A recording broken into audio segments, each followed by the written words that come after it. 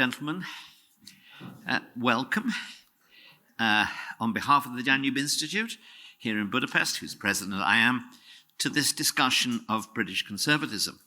And before I go any further, I want to lay claim for the Institute to the title of being the first think tank to hold a conference on the disorder, decay, and potentially the dissolution of British conservatism in the aftermath of Prime Minister Liz Truss's resignation this afternoon. You can tell your children and grandchildren that you discussed it here first. Discussed it, yes. Indeed, when we at the Institute first raised with our principal speaker today, Professor David Starkey, the possibility of this lecture, our working title was Conservatism After Boris. It has now morphed, after today, into a debate on conservatism after Boris and Liz, and it may yet mutate into a discussion of conservatism after Liz and before Boris. Because stories are coming out of the Caribbean that the former Prime Minister may return to stand in an election that is supposed to take only 1 week.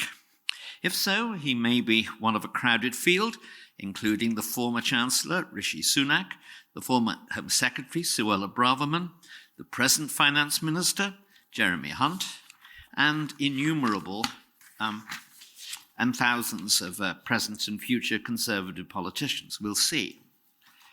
But the extraordinary and turbulent events since the mini-budget was proposed by Liz Truss and her Finance Minister, Kwasi Kwarteng, 2 weeks ago, and promptly shot down by an alliance of the financial markets and the Tory moderates, if that's the right word, raise much more important and fundamental questions than simply who's in and who's out.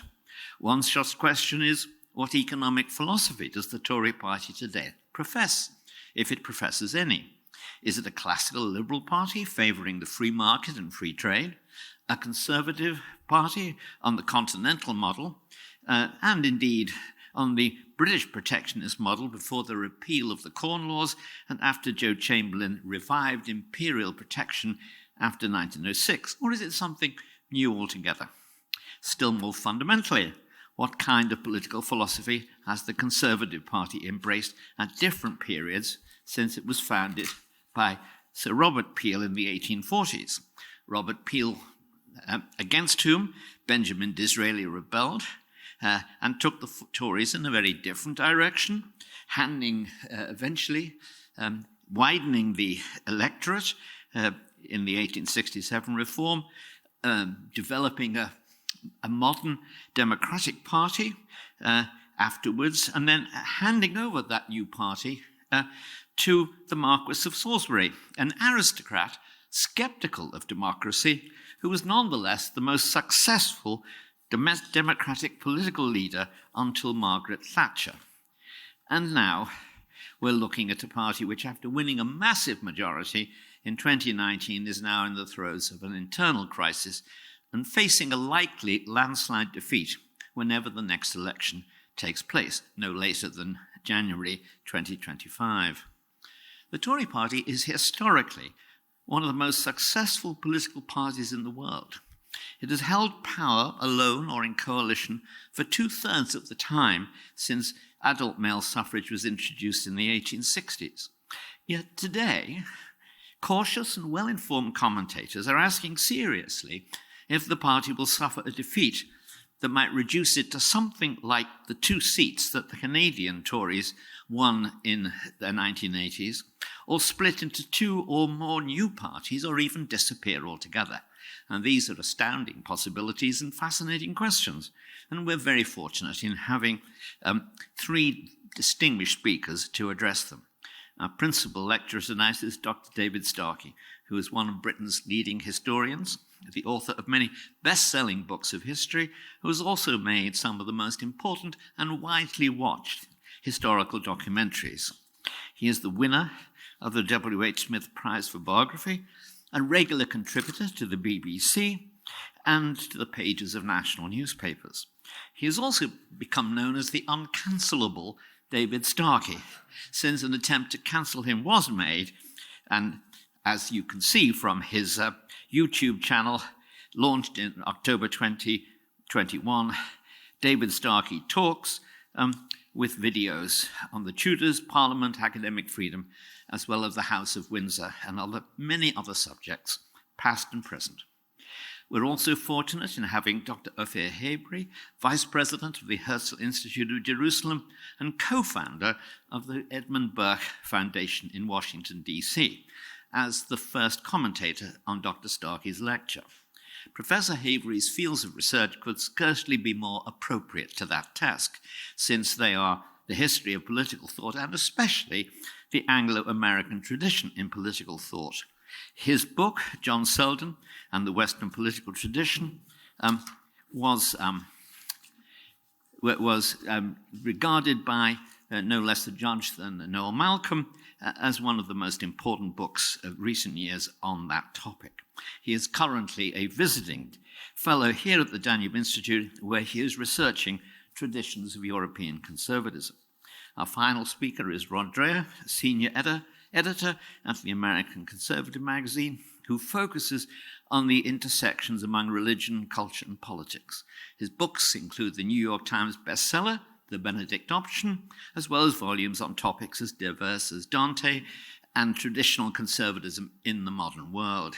His latest book, another New York Times bestseller, Live Not by Lies, a manual for Christian dissidents, was published in Hungarian during his stay here, and he has recently rejoined the Danube Institute as the director of the Network Project to bring together Christian Democrats and other religious conservatives to discuss common approaches to the problems that society is throwing up. So, on behalf of you all, I'd like to welcome the three speakers and invite Dr. Starkey to begin the discussion.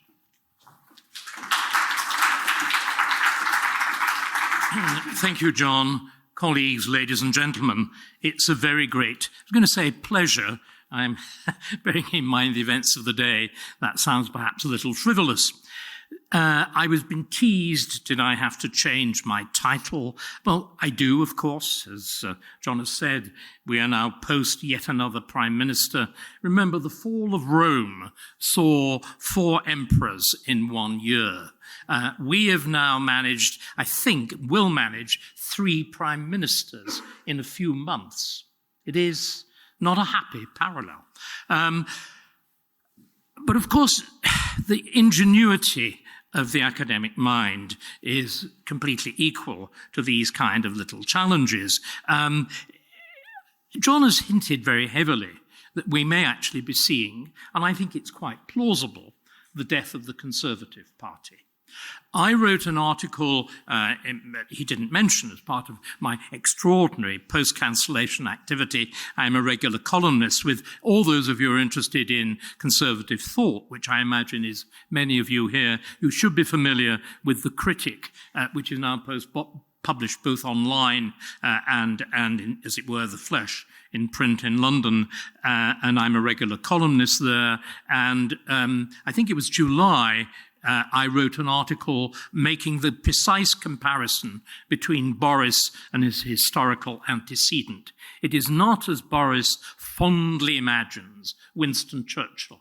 It's difficult to think of 2 figures who have less in common than Boris and Winston Churchill. However, there is one British Prime Minister with whom the echoes are absolute, and that is, of course, David Lloyd George.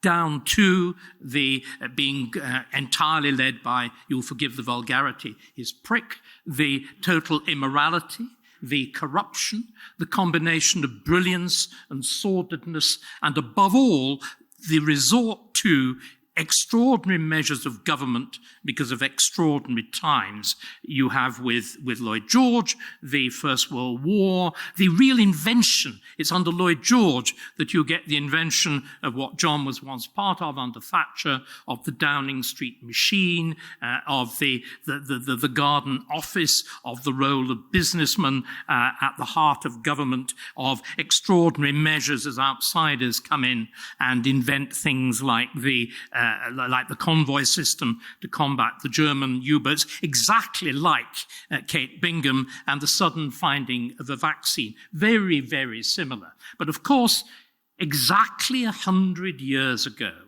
after leading to one of the leading joint conservative half-liberal party coalition to one of the largest general election victories ever, in the wake of the triumph in war, Lloyd George fell exactly 100 years ago in 1922.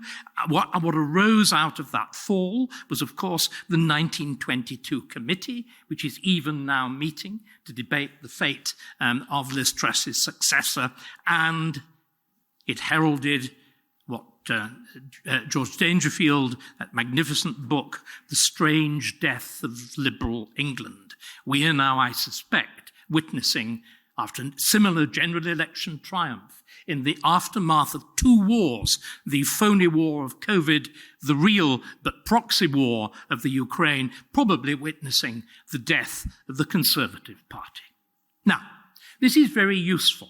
I'm sure you're all familiar with Hegel.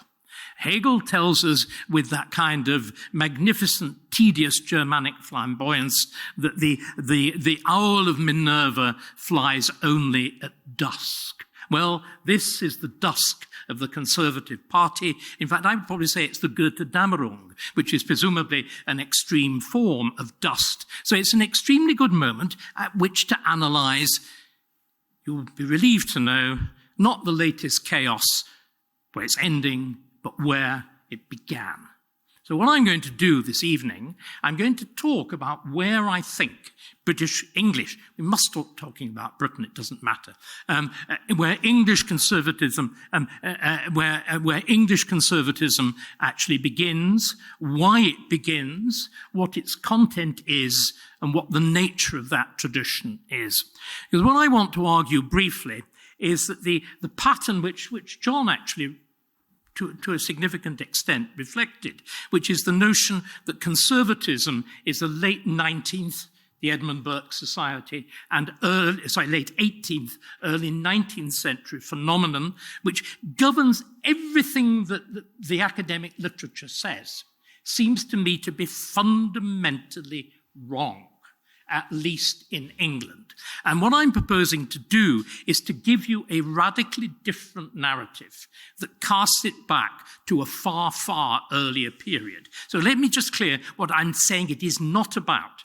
I don't think the Conservative, although clearly Burke is a hugely important figure. His reaction to the extreme Enlightenment of the French Revolution, that ultimate form of universalizing, radicalizing, systematization of politics, which is denounced, and of course inevitably leading to extremism and terror, which is denounced brilliantly and even better prophetically in his thoughts on the revolution in France, which, remember, is written astonishingly in the year, the 10 months, 1789 to 1790. So nothing beyond the fall of the Bastille and the March on Versailles has happened. And yet he predicts, as we all know, he predicts Napoleon, he predicts the terror, he predicts the military regime, everything. Astonishing. So Burke is very, very important, and he provides in many ways a starting point, because bits of it, remember, and Ofir will pardon me if I say that great swathes of thoughts on the revolution in France are exactly what the Prince Regent said it was. Such stuff, Mr. Burke, he said, such stuff, those sweeping sections on assignats, which can be page after page of tedium on assignats. But there are then these brilliant paragraphs that stand out and sear into the mind. Nevertheless, I don't think that's where it starts. And I don't think that's what we can turn back to if we now have to reinvent. What I want is to go back to the proper origins. And to go back to the proper origins, we have to go back very, very much further. I would argue that, and I'm going to defend the use of the word conservative, and I'm going to defend the use of the word tradition. I would argue that a conservative tradition exists in England from at least the 15th century, if not before. I mean, I'm going to take the idea of tradition seriously. In other words, I'm going to talk about an agreed substance or doctrine. That's to say, there's a commonality of doctrine or substance. I'm going to talk about a conscious tradition That's to say, of different writers in widely separating periods of time, addressing this common source, being aware of each other, referring to each other, developing each other's thoughts. So we've got then agreed substance. We have a succession of, we're defining tradition, agreed substance. We have a succession of thinkers, and then we've got something else. We have visible opponents. If there is to be a serious tradition, which is political, I mean, it's not simply abstract thought, it is highly real thought with direct practical application. If we have such a tradition, it will have opponents. So we're going to be able to see people who are outside the tradition, who disagree with it. And I would say, going right back again to the 16th century, are proto-liberal.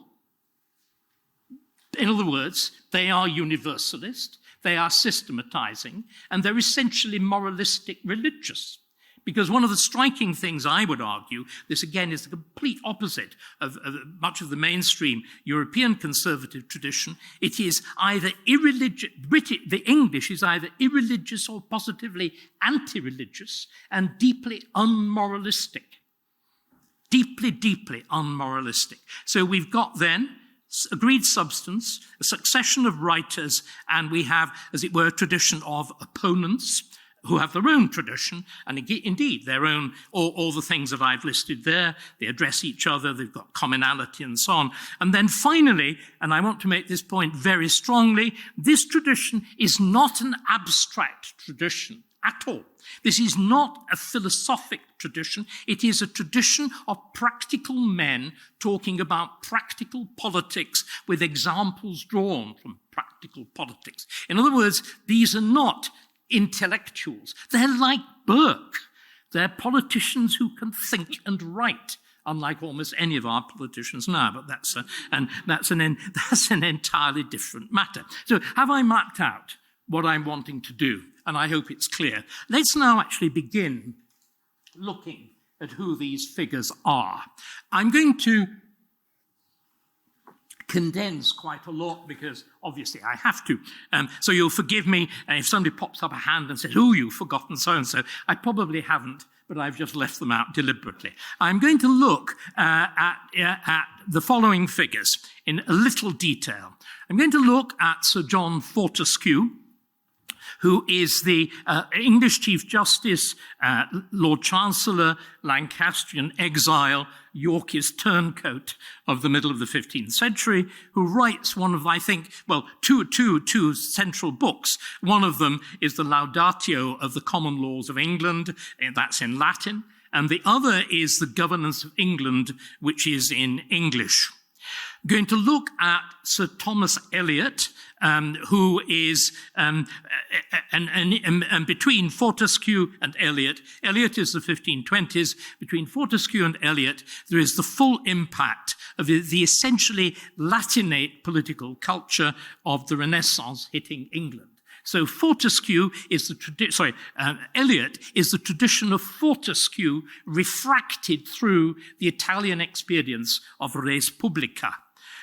We'll throw in, just for the sake of the joke, we'll throw in my collateral ancestor, Thomas Starkey, of the 1530s, again, because of another interesting adaptation of that Renaissance tradition. We want a churchman. I've been being rude about the church. So we'll have John Aylmer, later Bishop of London, who is writing in defense. Again, a very unusual Protestant position. He's writing in defense of the accession of a woman of Elizabeth I. As I'm sure many of you are aware, the standard Protestant tradition, as exemplified by John Knox in his denunciation of the monstrous regiment of women, was that women should not only shut up, but under no circumstances should rule. Then, forgive me. And then finally, in this batch, I will look at Sir Thomas Smith, who is Secretary of State. He is when the Renaissance tradition solidified into academic achievement in Oxford and more particularly Cambridge. Remember, Oxford is the medieval university. Cambridge is the Tudor university. You can tell that very clearly from its red brick, the earlier form of red brick, not the Accrington red brick of the 19th century. And Thomas Smith writes again with a Latin title, but with an English text. He writes the De Republica Anglorum, which is published in 1585, though it's dated very precisely. Let's see if I can remember which day of March it is. I'm doing badly here. Memory fading. Where are we? Here we are. It is actually dated... Here we are. It is actually dated... I'm talking about specificity. This is how he ends the De Republica Anglorum. So England standeth and is governed at this day, the 28th of March, anno 1565. That degree of specificity by a man who is both an Oxbridge professor and a Secretary of State. Right. Let's run through that list and let's talk about them and let's establish what I've been mentioning now. Let's actually establish by looking at them, let's establish those features that I was highlighting about commonality and whatever. Let's begin, obviously, with, and I think it's very important we do it chronologically. This is something that I feel has gone absolutely wrong with the serious analysis of political thought. It tends to be done, as it were, abstractly or philosophically or topically or whatever. All forms of thought are historical expressions. This must be the fundamental conclusion of the work of Quentin Skinner and the whole of the Cambridge School. You have to do it chronologically. It makes no sense to do it any other way. So we'll begin at the beginning. And we will begin with the quotations from Fortescue in The Governance of England. And what he's trying to do, and again, this is very important, what I am emphasizing, and I want to be, again, as awkward and difficult and controversial about this as possible, thought is not simply specific to time. Thought is specific to place. It is anchored in specific places and specific cultures. And one of the most fruitful ways we've seen at the end of this process, Burke is reacting to France. At the very beginning of this process, curiously, Fortescue is reacting to France. He actually writes the governance whilst he's in France. He writes it whilst he's been driven into exile after his master, Henry VI, a kind of early experiment of Liz Truss, but he reigned rather longer. We can only hope that he finishes up in an equally unpleasant way. Whether she'll be buried at Windsor and become a miracle-working saint is another matter. But anyway, he's in exile in France after his master has been driven from the throne, and he flees abroad with Margaret of Anjou, the she-wolf of France, and Prince Edward, the Lancastrian Prince of Wales. And his works are written as practical mentoring tools for the man that he hopes will be King of England. These are not pieces of abstract political speculation. They're intended actually as teaching devices. And so he's now in France. He's looking at France. He's particularly keen, again, you were talking about economic conservatism. He's particularly keen on the condition of the common people. He notes that the condition of the common people in France is wretched, and he then analyzes what the relationship between their wretchedness and the comparative prosperity of the equivalent class in France is, and he attributes it to different political structure.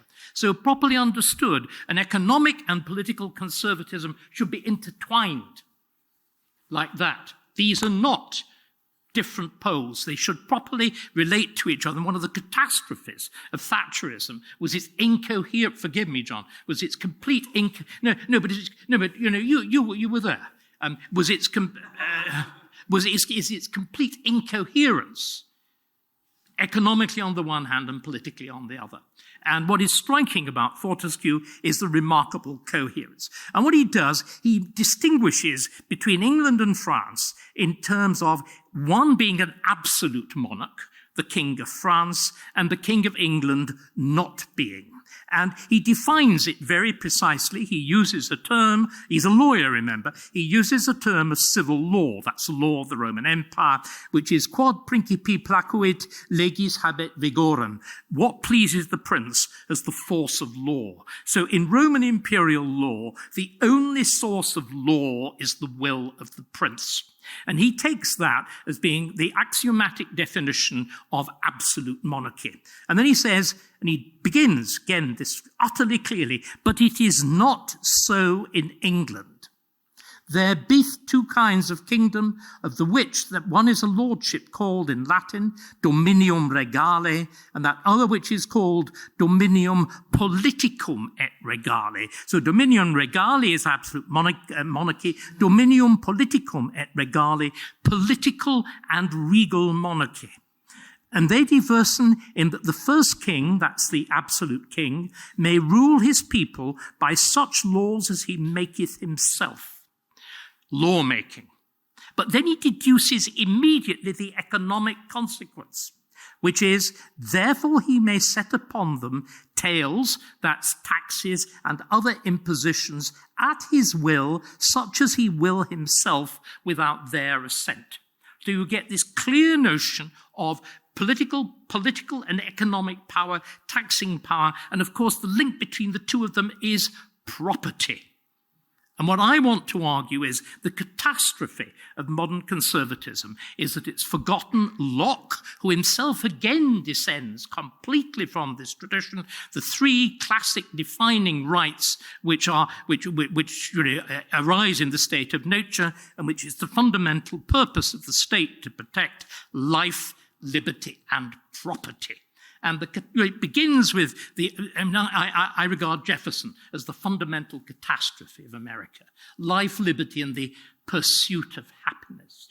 Californian and disaster. And British conservatism forgot it too. So, therefore he may set up, this is the King of England, therefore he may set upon them no impositions without their own assent. And from this, he derives everything else. He derives, on the one hand, the political structure of England, the parliament and whatever, and on the other, he derives the prosperity of the people because parliament can resist tax. And again, isn't it striking? This is the fundamental issue of, and I shall give you evidence for it, of the American Revolution. No taxation without representation. It is this, again, we focused much too much on the legislative question. The key issue is taxation. We again get the history of Parliament wrong. Parliament is essentially about tax.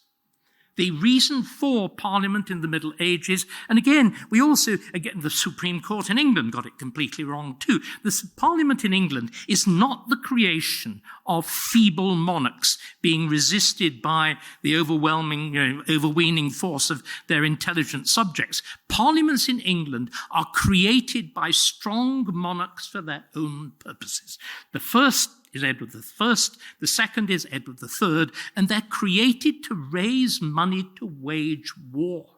There's a direct relationship between foreign war and domestic freedom. There's, again, very, very disagreeable, but it's something that we need to admit. So there's Fortescue. And what I would argue is, everything that I'm now going to be talking about, the centrality of property, the particular constitution, and again, this sense of already a very developed sense of a constitution, of this is the way we do things in England, and it's very different from the way they do things elsewhere, and the consequences are very different. There's some other things that we can throw into this as well.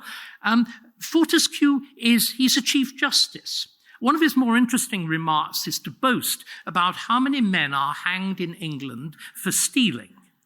He regards this as a sign of the healthy acquisitive appetites of the English. He draws absolutely no moral condemnation for it. He says the French are feeble. They stand being robbed by the state. In England, our stout men would rise up and sock it to them. I mean, the sort of English football hooligan mentality. And this is written in the 15th century by a man who serves somebody who will be regarded as a saint. What does he say about religion? His only reference to religion is to laugh at it. His solution to the weakness of the monarchy and the power of Parliament is, in a sense, John, you will like this, is to privatise the monarchy. Very Thatcherian. What he thought, to avoid the need for taxation, he wanted to endow the crown with a huge landed estate that would supply an uncontentious form of revenue. Now, that's called foundation. Just like the foundations of Oxford and Cambridge colleges, or of monasteries, or of cathedrals, or whatever. And there were lots and lots of these endowed institutions in the 15th century. Indeed, all those colleges of Cambridge that I was talking about, that underpin the renewed University of Cambridge, actually begin for quasi-religious purposes. They begin, of course, they have an academic function, but their essential function is to pray for the soul of the founder, to get it through purgatory from the risk of hell into heaven. He's calling for refoundation of the crown. And so what he does, he parodies this. He says, if the crown is refounded, so that the crown is endowed and we don't need taxes, he says, the entire kingdom of England will form a monastic choir, singing a hymn to the noble Edward, by this point he's turned coat, to the Yorkists, to the noble Edward IV, saying, and I translate the Latin loosely, praise God for King Edward, who has done more good to us than any king in England, because he's meant that we don't have to pay tax. He sounds a bit, like an earlier version of Kwasi Kwarteng, but is rather more successful at the device. But again, this key issue of taxation, but the total indifference to religion, the indifference to morality, the entire in other words, the total positivism of English law. They're all there in Fortescue. And the important thing about Fortescue is, well, he's a lawyer, obviously, but he becomes a central part of another institution, of the teaching of common law in the Inns of Court in London. He is one of the absolute founder figures of this. And we know everybody else that I'm going to mention, including some that I won't, much like John Locke, we know they all read him. They're very familiar with his work. There we've got, just 1 second, sorry, we've got Fortescue. Let's now just sketch that tradition as we go forward a little bit there and pull out, as it were, the points that we can see as we develop. I'd put in brackets now, the next figure really is Thomas More himself, with Utopia, which is and the history of Richard III, which, as I've argued, have to be seen as a double work. They need to be seen as essentially a joint work. Let's just park Thomas More for one moment, and then quickly look at Elliot. Look at the rest of them. So Elliot is if you'll forgive me, we'll just pause there. We've used Fortescue to establish the foundation of this tradition. Let me now deal with the antithesis of this. I don't want to take too much time. With the antithesis of this tradition with Thomas More. If you actually look at Thomas More with Utopia and with the history of Richard III, you see, although Thomas More himself is a common lawyer, all the references to English common law in Utopia are profoundly hostile. The thing is very striking. The things that Fortescue boasts about, the hangings and all the rest of it, More regards as outrageous and says so. He regards, above all, the extraordinarily acquisitive quality of Fortescue as deplorable. Remember, More parodies the desire of the English of his own time to wear golden chains, because in the kingdom of Utopia, gold chains are used simply to fetter criminals. There is this absolute antithesis of both the legal positivism and the acquisitiveness. Also in More, of course, there is morality. The thing is absolutely centrally about morality. It's the question, not is the state legal, but is it morally justified? And More's Utopia, and this fact is forgotten far too frequently, is essentially founded in St. Augustine's The City of God. And the fundamental text underpinning Utopia is the remark in The City of God, which of course is the result of another crisis. The City of God is written in response to the fall of Rome in 410. Again, it's all of these things arise from responses to practical crises. But St. Augustine raises the question, which is, what is a state without justice but a band of thieves? In other words, it's a question of what is the nature of justice, and he interprets it as moral and social justice, which of course is radically contradictory to the legal, acquisitive, property-based positivism of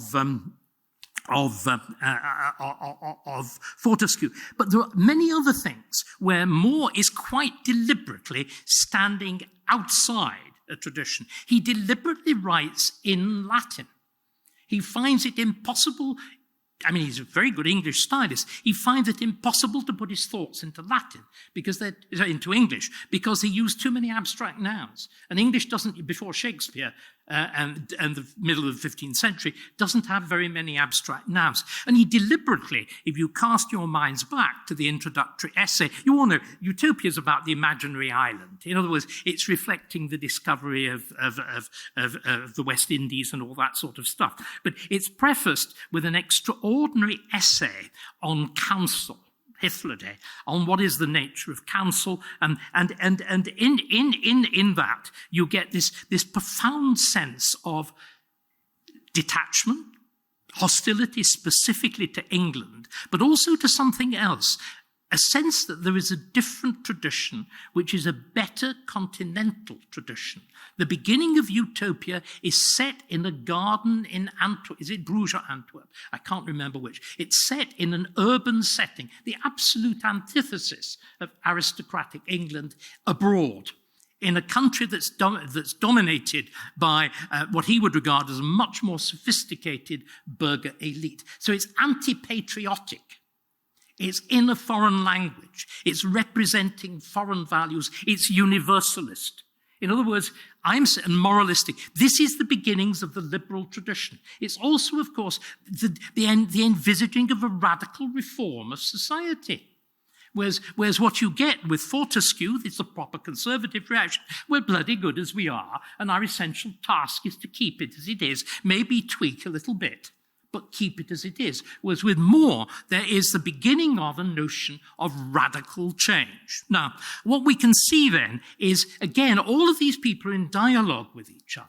More's Utopia is published in 1516. By the time we've got to the next, and forgive me, it's clumsy, we'll come back to the next of our figures in the conservative tradition, Sir Thomas Elliot. You see how Elliot is absolutely specifically arguing with More, and arguing with More with a much more sophisticated understanding than Fortescue could have done of the traditions of the Renaissance and whatever, but again, with that same commitment to England, to Englishness, to the English language, to the specificity of place, and also the sense that England, far from being a country flawed because it doesn't correspond to some abstract notion of Christian justice, is itself a legitimate state. So let's just go through them, because you can just pick up these phrases.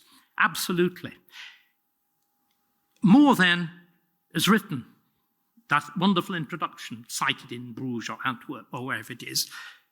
Immediately he begins by saying, "To my natural country, here to my place."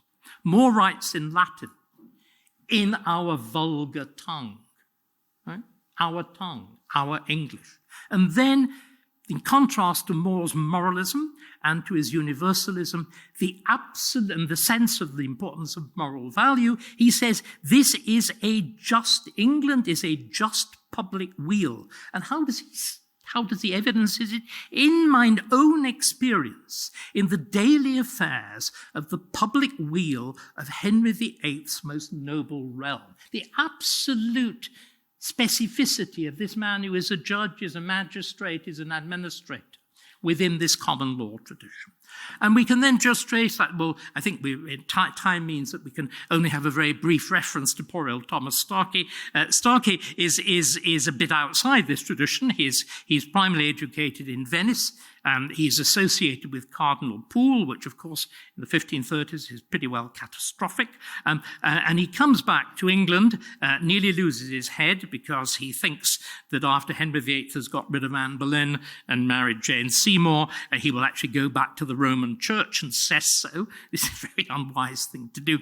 But he writes a remarkable work, which is in English, but is completely conditioned by his experiences in Florence, which is, I mentioned Cardinal Pole, Reginald Pole, who was Henry VIII's cousin and would have been the Catholic claimant to the throne in many ways after the extinction of the Tudor line. And it's called a dialogue between Reginald Pole and another one of the bright young men in the Aristotelian, very important that, the Paduan Aristotelian circles in Florence, a man called Thomas Lupset. And what it's about, here we're seeing now conservatism that recognizes things have gone wrong. You get with Starkey very much aware that Henry VIII is pushing the existing patterns of English politics as far as you can without breaking them in the direction of tyranny. In other words, he's as indeed, when I wrote on the early days of Boris Johnson, if you command a majority of Parliament, you can do whatever you want. The same was absolutely true with the King. If you can do that, you can without changing the structure at all. You can actually drive it through. But he says then, but we need some sort of counterpoint to excessive royal power. Now, of course, Thomas More is arguing about that. He says we've got to throw out everything. Starkey does something completely different. He says, look back in our history. He looks back into, this is a man who trained in the most sophisticated of North Italian, Venetian, Paduan humanism. What does he do? He says, look back in English medieval history. Look back at the role of the great officers of state, particularly the High Steward and the Constable in the Middle Ages. And he cites examples. He's been reading the Chronicles. And he's right. They were able to bridle John. They were able to dethrone Richard II. They saw off Henry VI. So in other words, you get here this sense, which again seems to be fundamental to conservatism, that conservatism can actually, as it were, history can be the source of renewal rather than simply a source of stasis or freezing, fully developed. Because, of course, and again, there's a sophistication of the understanding of the idea of a tradition, because the Roman sense of the Constitution of Rome is fully reworked by the Venetians in terms of their own complex republican structure. And what is very striking, and you see a bit of it in Elliot, you see more of it in Starkey, you'll see much more of it in Smith, they remodel, or in their own minds, the existing constitution of England, the monarch, the limited monarch, the parliament as the representation of the state, with the aristocracy, the peerage, the dukes, marquesses of earls on the left-hand side of the house, and the representatives of the church on the right, and then the commons, and the fact that all legislation, all taxation requires this threefold descent of all the bodies. They model that into a highly sophisticated doctrine of the Constitution. It's there.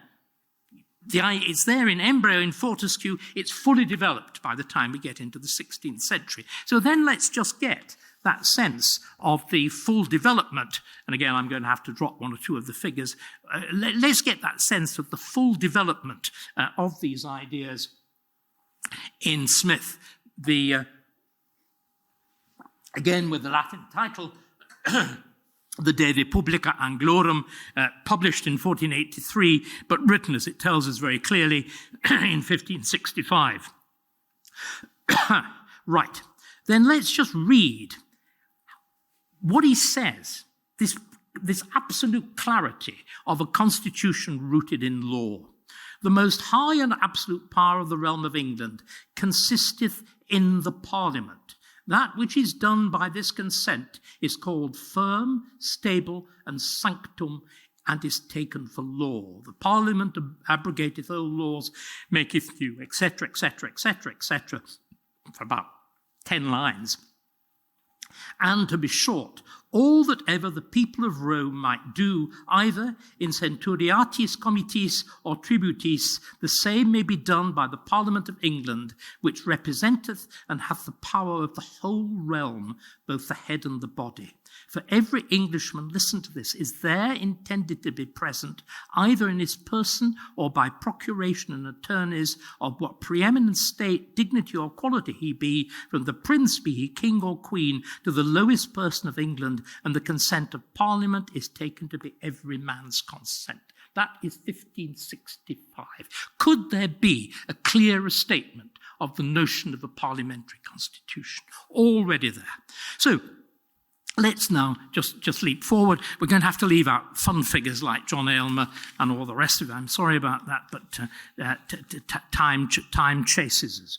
So what I'm then saying is that we have a fully developed, conservative, legally based, constitutional, specifically English, no mention of, these things that I've been mentioning, there's absolutely no notion of it's God that requires you to obey the monarch.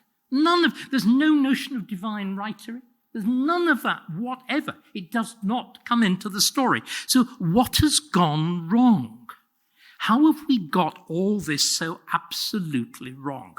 I think we've got it wrong, essentially, because of the impact of the doctrine of progress. The notion that history is about progress. And this is the dominant doctrine of historical writing from the beginning of serious history, with Hume and whatever in the middle of the 18th century, and it gathers force throughout the 19th and 20th centuries. And of course it reaches its apotheosis in my own great teacher at Cambridge, Geoffrey Elton, who subscribes fully to Weberian doctrines of the replacement of charismatic by bureaucratic government under, for God's sake, Henry VIII. As I always said to Geoffrey when I got cross with him, could he imagine the conversation in which Thomas Cromwell explained to Henry VIII that he was now redundant? Well, we all know what happens to Thomas Cromwell. They used a deliberately inexperienced executioner. Right. So the consequences of what I'm saying are that we need to stand 17th century political history on its head. The royalists are the radicals. Those advocating divine right monarchy and the power of the king over the laws are the radicals. Parliament are the conservatives. Look at it. If you look at the great Edward Coke, the greatest of lawyers of the period, what does he invoke? He invokes medieval precedent. I actually was able to locate we were talking about the role of the great officers of state, the thing that Thomas Starkey was interested in. I managed to locate Cook's own copy of the Modus Tenendi Parliamentum in the Isabella Stewart Gardner Museum in Washington, in Boston. And it's astonishing to look at that. You're actually holding, it's a pseudo-medieval document that this great proponent of the liberties of Parliament is using to ground the rights of Parliament in an obscure text, which is essentially setting out the rights of lords in Parliament. It's really just standing things on the head from what we think. So we need then, of course, to understand that how did this happen? How come? I think, again, Frederick Maitland, the great Cambridge legal historian, in his remarkable essay on the English, it's a lecture course on the English Constitution, puts his finger on it, and I'd never really thought of this before. It's how the Stuarts come to the throne. The Stuarts come to the throne illegally. That is to say, the will of Henry VIII, endorsed by Act of Parliament and by order in council and proclamation, specifically excludes the Scottish line from the English throne. And what happens is that will is deliberately locked up and concealed in 1566. Now, James knows this. He knows that his own accession in legal terms is illegal, therefore it has to be grounded in divine right dynasticism. And you will find virtually no period earlier in English history in which you get that specific argument about divine right, apart from the House of York, who fortunately are extinguished by the Tudors. And again, 1689, the people who are, again, it's James II who is the radical. Locke is a conservative.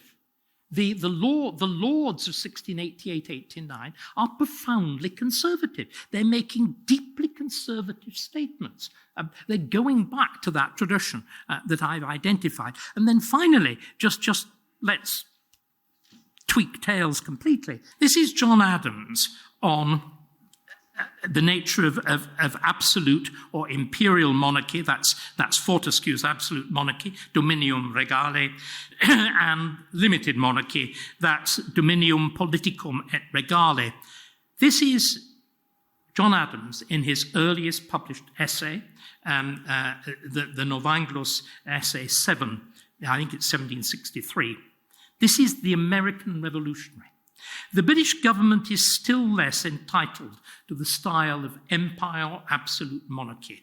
It is a limited monarchy. If Aristotle, Livy and Harrington knew what a republic was, the British Constitution is much more like a republic than an empire. They define a republic to be a government of laws and not of men. If this definition be just, the British Constitution is nothing more or less than a republic in which the king is first magistrate. This office being hereditary and being possessed of such ample and splendid prerogatives is no objection to the government being a republic as long as it is bound by fixed laws in which the people have a voice in making and a right to defend. That is an American revolutionary. In other words, I will conclude on this. The American Revolution itself is conservative. And just a final tweak in everybody's tales. What's gone wrong? What happened to conservatism? It forgot all of this, modern conservatism, what John began by talking about. It, above all, forgot to adapt to that legal tradition. It lost its way. And it seems to me that the moment at which you can see both the fact that there was a possibility and a failure is in the immediate, remember, we do not become a fully functioning democracy until the immediate aftermath of the First World War. And in the immediate aftermath of the First World War, you have a remarkable Conservative MP, a man called Noel Skelton, writing 4 or 5 articles in The Spectator with a title, Constructive Conservatism. And what he's essentially saying is, socialism has got a vision that coincides with democracy and a clear anticipation of the whole apparatus of the welfare state. What he says is, we have specifically to revive our notion, we conservatives have to revive our notion of the centrality of property and integrate it with democracy.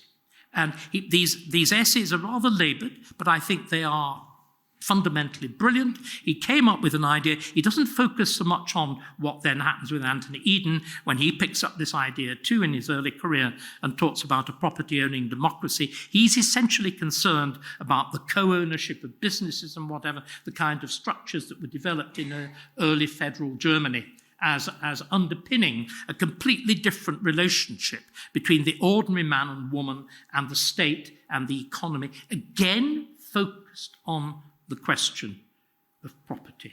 Thank you.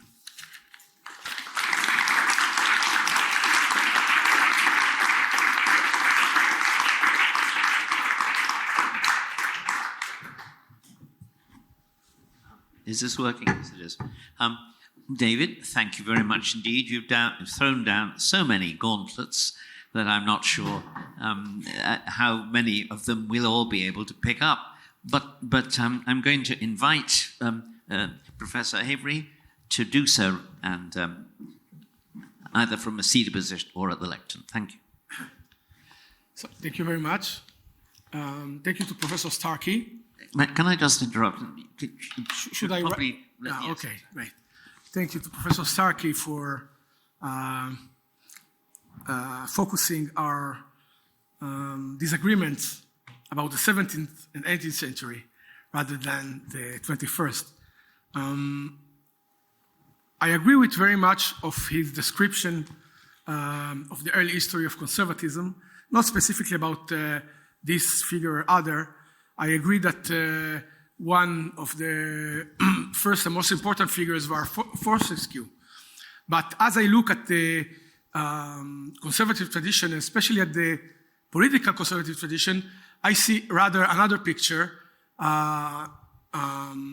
It is correctly one who emphasizes the common law and parliamentarian tradition as well as property, but I think is actually, in many cases, not only religious, but deeply religious. I will mention some of the names which I take. I will start with noting that the tradition is very much one of the common law, and the common lawyers, to this day in a sense, but certainly back then, in England, were not educated in Oxford and Cambridge. Those who went there went either to be priests or to get a wider education. To be a lawyer, you are actually had to go to the third English university. That's how people called it, which is the Inns of Court. And at the Inns of, you will see many of those people, which I will mention, including Mrs. Thatcher, although she went to Oxford, she also was a lawyer.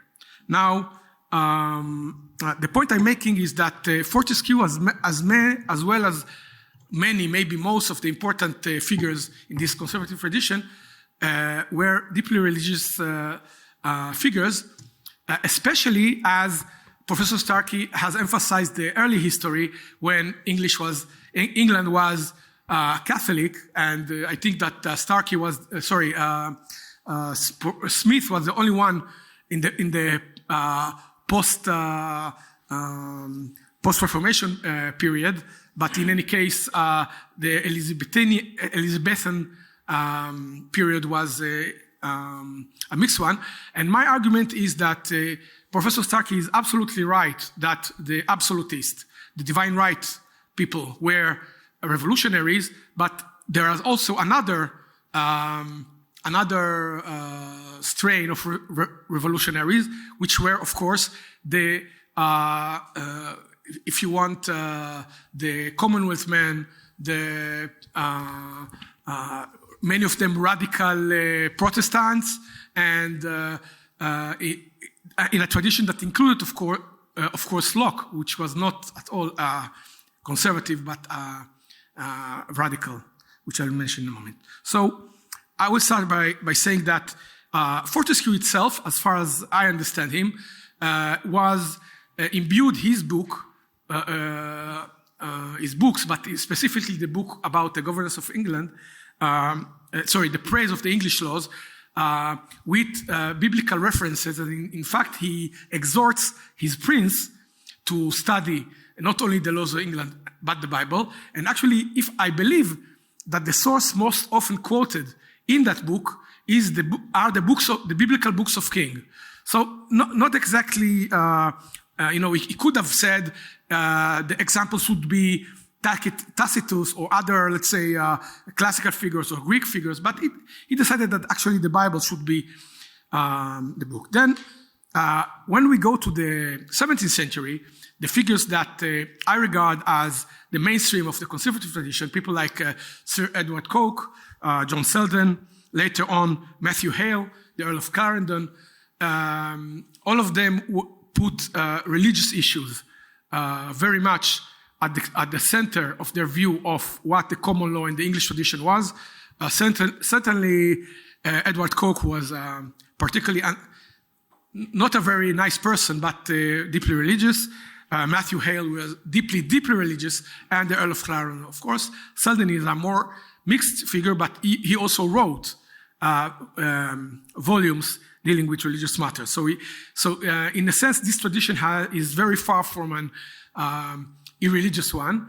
And indeed, they were fighting zealot royalists and zealot anti-royalists. And in fact, we should consider that this is the source of the terms Tories and Whigs were born as terms of disparagement. What was a Tory? A Tory was an Irish bandit, which Irish means Catholic. So those were accused of being Tories were said, you're an Irish bandit means you're an absolutist and you're a crypto-Catholic or Catholic sympathizer. And on the other side, the Whigs Whigs are basically Scottish rebels. Means you're a revolutionary, you're one of these mad dissenters, and you're anti-monarchical. So these are the two extremes that the central conservative tradition, in my view, in England, try to follow. It's interesting that often, Oxford University is mentioned as a kind of seminary of conservatives, but in fact, the tradition in Oxford is often to dislike prominent conservative figures, which are a bit outsiders, and they come and remind many times conservatives of the principles you should follow. I think it's not a coincidence that Oxford University actually snubbed Selden, snubbed Edmund Burke, and snubbed Lady Thatcher each time when they had to give them some kind of a honorary position or honorary title. They decided not to because these people are not really in our tradition. I think they were right because these people were more in the common law theory university tradition. Now, as I mentioned, I don't have the time to go into it too much, but as I mentioned, the figures that I see as the main conservative tradition many of them are deeply religious or see a vital role for religion in their conservatism. The same is true about Burke, and I believe in a sense also about Lady Thatcher. But I want to bring this to our days.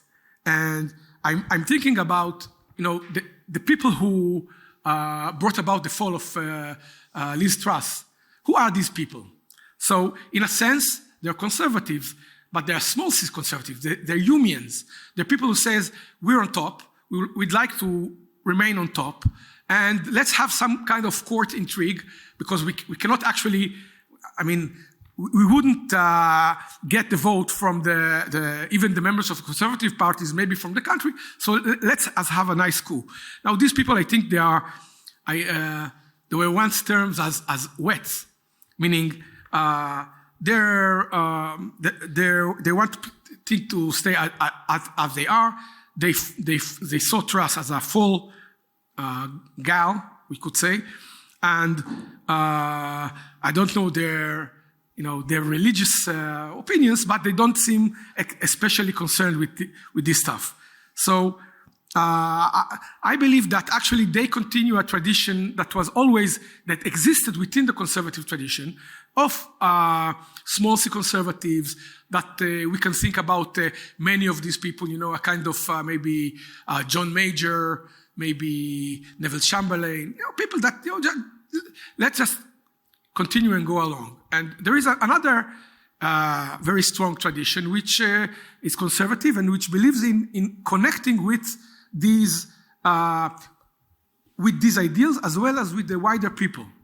And I think that this was the belief of certainly within the 17th century, those figures which I mentioned, they believe it was very, very hard to know, but they believe that they represent the mainstream of British societies, or English societies in that case. So they believe there are extremes on the monarchist, extreme monarchist side and the Republican side, but we're the mainstream. basically, this is the self-vision of Anglicans.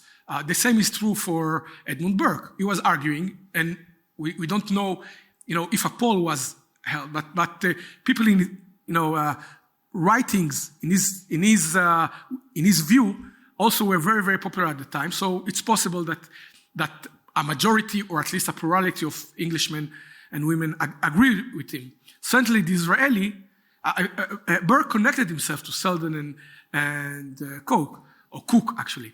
So the Israeli connected himself to Selden. He chose Earl of Beaconsfield as his title, as a tribute to Burke. And I think that Margaret Thatcher expressed the same ideal of being able to bring conservative ideas to the people and win with those ideals, not just being a defensive conservative, if you want. And with all his faults, I believe that Boris Johnson too had a better way to connect with the British population, and his espousal of Brexit was exactly, the support for him was because of his espousal of Brexit, which most Briton, certainly most Englishmen, believe should be carried out. So that my view is that Professor Starkey's tradition would lead to maybe Jeremy Hunt and those men in grey suits that have just politically executed Liz Truss. But my belief is that a more, not necessarily Boris Johnson, but a conservatism that is more attuned with the general population and is more active and even zealous can actually return us to the right way. Thank you. Thank you very much.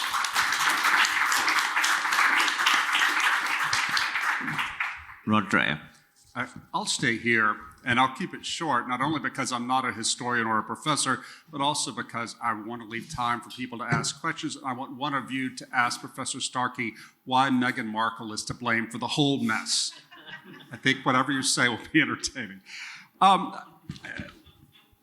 From what I understand about what's going on in the UK now, the younger generation cannot buy houses or secure stable employment.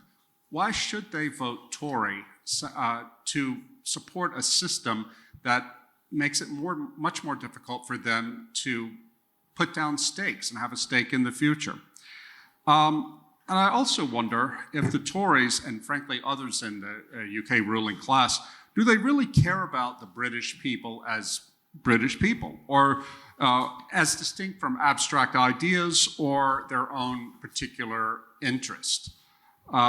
We have something similar in the United States, of course. I think about my own home state of Louisiana.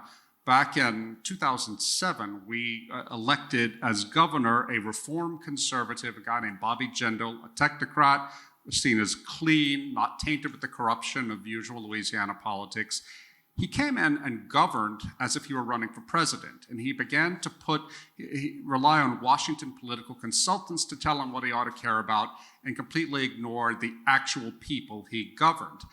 I wonder if this is something similar happening in Britain, that the ruling class there are more concerned about London as a world financial center and concerned with what their own class, their own transnational class cares about than what the actual British people care about.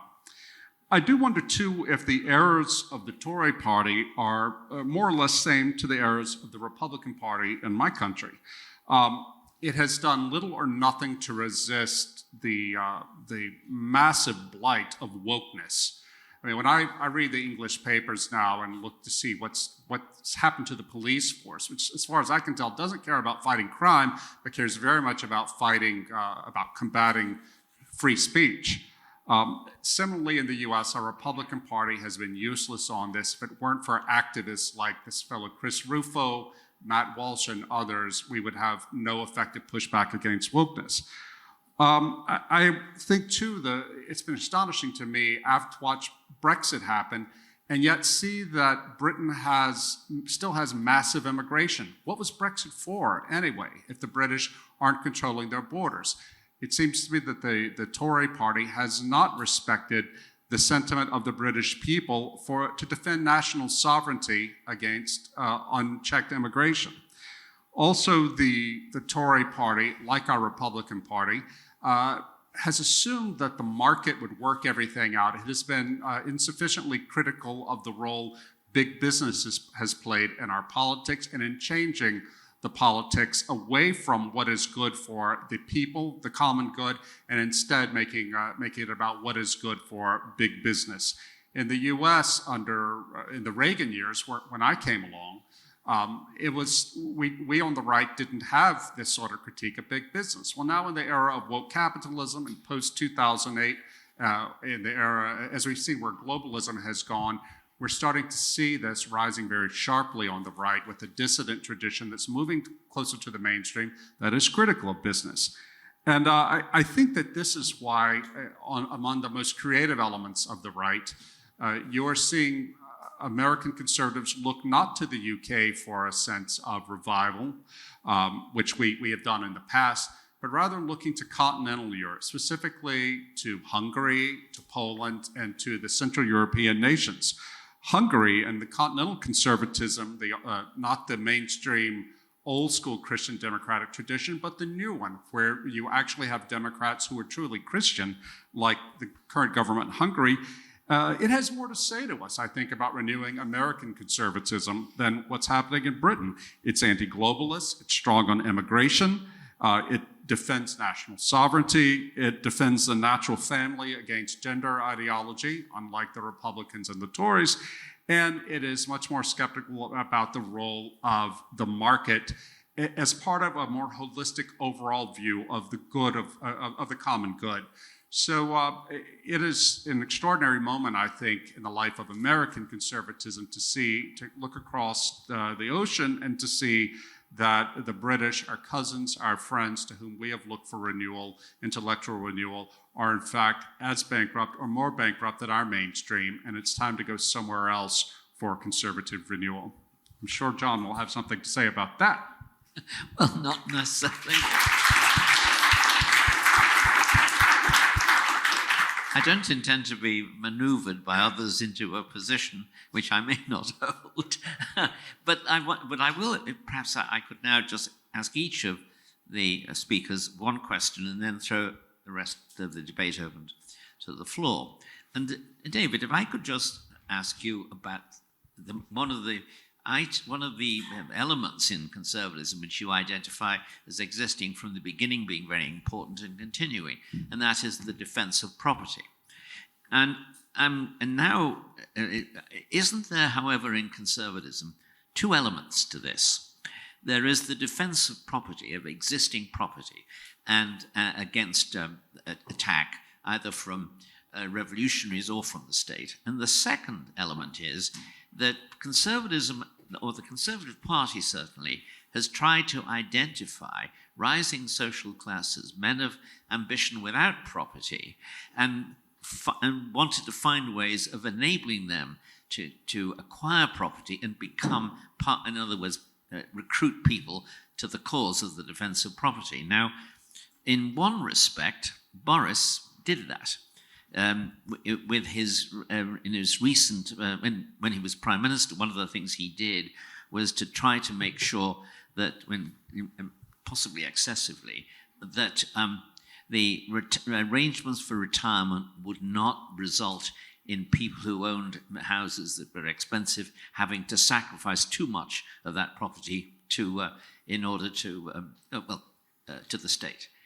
But as a result of that, perhaps, he found that the Tories have made almost no attempt to ensure that not only new social classes, but the children of people who are already who are at the lower end of the property-owning classes, they themselves are now being excluded, and the people benefiting are, in a sense, what would have been in the past been called Whig magnates, who are buying up huge amounts of property. And I wonder if you want to examine from the point of view of your original analysis, what the Tories have done wrong and what they should be doing right. Absolutely. And again, it's the point that Rod made. the business of the failure to provide it, or to make it possible to build the number of houses that we need, especially when, because of the insanity of immigration, we have added 1/10 of our population, 6 million, since the late 1990s. It's an extraordinary figure by pure immigration. Now, I tried in my talk to emphasize this, what seems to me to be the absolute centrality of property. But from that, of course, flowed all sorts of other things. The pride in an English tradition, because it was particularly good at protecting it. But again, a sense of the importance of inheritance, of rootedness, of entrenchment. And it seems to me that one of the things that's gone fundamentally wrong, and this is what Skelton was on about in the 1920s, is that conservatism has not developed an intellectually coherent attitude to property. It inherited one, but it's failed to develop it to a world of democracy where larger numbers of people do not have property. We are completely incoherent about whether inheritance is a good thing or a bad thing. My own view, and this is, if you actually look at the history of English common law, particularly the entrenchment of primogeniture, of fixed settlements, of the whole way in which, if you look at the peculiar nature of English society, it's fundamentally determined by English property law, even to the extent of the small population in the Middle Ages, because of the very tight structures of landholding. We've totally failed to do this in the 20th century, above all because of the compromises in the adaptation to the welfare state. Accepting the settlement, particularly of 1945, is catastrophic. Once you've accepted the settlement of 1945, you've not only got the vast load of taxation, you've also got something else. You have the gentleman in Whitehall knows best. You have the rule of the elite. There is a direct relationship between welfare capitalism and the rule of elites. There's also, of course, again, as I said, and this is where I do sharply disagree. You've left out one utterly fundamental thing from English history, which is Erastianism.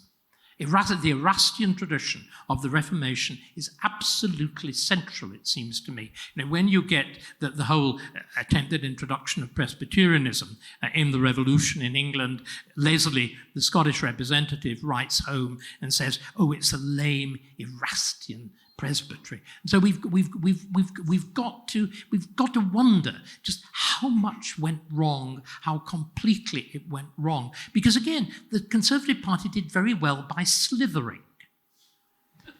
The Republicans did very well by slithering. But finally you hit the buffers.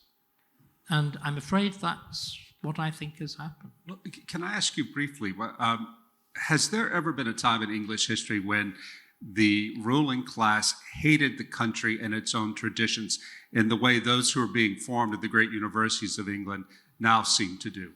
Well, I've already emphasized more that there is a serious tradition of this. You can go again to what happens with the Whig tradition in the late 18th century with Charles James Fox, the falling down in worship of the French. You look at the division within the founding fathers between the pro-French and the pro-British, particularly Jefferson's flirtation with all of this stuff. You get the fact, talking about the conservatism of the American settlement, it's fascinating looking at Tom Paine's last letter to George Washington, in which he says quite simply, A, Washington's really a king, and B, the American Constitution is just the British one, removing a crown and putting on a pair of false teeth. Very, very, very strikingly. So the hatred is there by the late 19th century.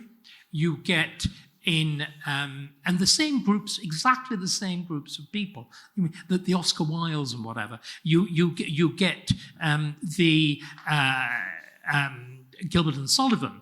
There's the Mikado song of those who are going to be executed. It's not the Mikado, Coco, the executioner, those who sing the praises of every century but this and every country but their own. Then, of course, there's again exactly the same groups of people, the liberal middle-class educated intelligentsia, the lion and the unicorn, with George Orwell's great essay, the kind of people who would rather steal from a poor box and sing God Save the King. It's exactly the same group. But it's Thomas More. I mean, there is that liberal, internationalist, radical, levelling, abstracting tradition, and it seems to me to be fundamentally, it's there in England. But compared with most other countries, I think it's somewhat sub-fuss. But I do, and again, your point about turning to continental conservatism, the extraordinary importance of not simply the Catholic, especially in the Catholic tradition, of religion in continental conservatism. Yes, I know the Anglicanism of Shaftesbury and whatever is important, but it is not. The only time I think that religion has been central to conservatism in a way that's fully articulated is in the king worship, the English Shinto of the period of George V and George VI and Elizabeth, in which you deliberately deploy the monarchy as a family monarchy, as the instrument of the Church of England in trying to resist divorce law reform and whatever. And if you actually look at the way in which royal ritual and religious ritual are enfolded into each other, but otherwise, the continental tradition to which you're... It's not accidental, in other words, that the continental tradition is working better against woke. Because woke is a rival religion. You're dealing with a clash of religion. Do you see what I mean? So of course, an essentially Catholic-rooted tradition, which is one religious tradition, is very well able to deal with a rival religious tradition, which is woke, which is what it is. Well, I have doubts about that last point. No. Have you not read Andrew Doyle's book? I mean, woke is essentially religious. Yes. They wanted to burn me alive. Much of it arises from, again, this same universalizing radical liberal tradition that Burke denounces, coupled with a hefty dose of bad French philosophy. All bad ideas come from France, as I constantly say, that other aspect, the one that you picked on with the American Revolution, which is the New England tradition. But you see, the New England tradition doesn't shape the American Constitution. The American tradition arises from the common law, Southern, essentially, as far as I can tell, essentially is people like John Adams, and it owes nothing to that radical tradition, which is why Paine denounces it. So I just think we've got to do a really radical business of rethinking. Can I just, before I turn to Professor Haivry, on the question of the Catholic religion being resistant to woke, I'm not sure I see much evidence of that. Well, it can be. No. Have you seen the Pope? Well, I have seen the Pope, and I know that not all Catholics agree with the Pope. I mean, there is clearly, it's clearly a riven tradition. Of course it is. But I think that the whole, particularly the Catholic worship of family, offers a very, very different position, which again is very un-English. The peculiarity of England is the weakness of family structures in comparison with continental Europe. Again, the wonderful arguments of Alan Macfarlane and the origins of English individualism. They're very, very, the nature of the family, the nature of family relationships, the relative absence of anything like continental dynasticism and cardinal nephews and all this sort of thing. Very different. I think the French demographer Emmanuel Todd has developed a very sophisticated analysis in which the Anglo-Saxon family is seen as one extreme. And there is a French version and there is a Central European family structure, which lends itself more easily to authoritarian structures in government as well as in family life. But the thing about the English is they are quite successful at maintaining relationships across long distances. The French say, for example, it's monstrous that a father can disinherit his entire family and give his money to an old folks' home or to a dog's home or anything. But at the same time, the English would respond to that, I think, and anyone can answer this point, but that they actually believe that allowing new families to disappear from the family home, establish themselves separately, it was the basis of a much more liberal society, encouraging freedom, and that's one of the arguments for the British system. Can I just turn quickly? I want to get two questions out and then the floor. The nation is obviously a major element. I mean, as you said, David, as everybody said, in conservatism, and Ofir, look, you're from a remarkable country which has actually reconstituted the nation, which was certainly never disappeared, but nonetheless was not conventionally, it didn't have its own state. I wonder, from that, looking at things from that experience, what do you think explains the extraordinary distrust of nationality, nationhood, and so on, which has overtaken half of the people in the Conservative Party, not the whole of it? Okay. Well, I would say that in a sense, the Anglo-American conservatism, this is true at some level in Britain and in the US. These were actually, I think, nations with such a strong national sense and national identity that the very word became redundant. And in a sense, it was easy to assign nationalism to those crazy Europeans. What we have is something else. Although, certainly in the case of America and in the case of Britain, actually English nationalism, but that's another question. It was absolutely central as, it was so central as to be, there was no need to speak it. And then, so people said, the crown, patriotism, and so on. And for maybe 2 generations, there was no need to use it. And then when there was a need to use it, suddenly the word sounded, because in the 17th, in the 18th, in the 19th century, the nation is everyone writes about that. Disraeli, Burke, and earlier, our nation, the nation, so on. And write about England. Yeah, of course. They never write about Britain. You are right, yes. It's Britain that's I agree, and I think that Brexit was a classic nationalist outburst where the English voted for Brexit and the other nations, meaning the Welsh and the Scottish and the Northern Irish, voted to stay. No, Wales voted strongly for Brexit. Okay, so but it has always been incorporated. Exactly. So maybe the Welsh aren't, but by the way, I think that in Wales the percentage was also lower than in England without Wales. Meaning English England was the most. So I believe that in this sense. But if I may, I have a question for Professor Starkey, because he mentioned his not totally favorable view of Lady Thatcher. Actually, pointing to his the importance of property value.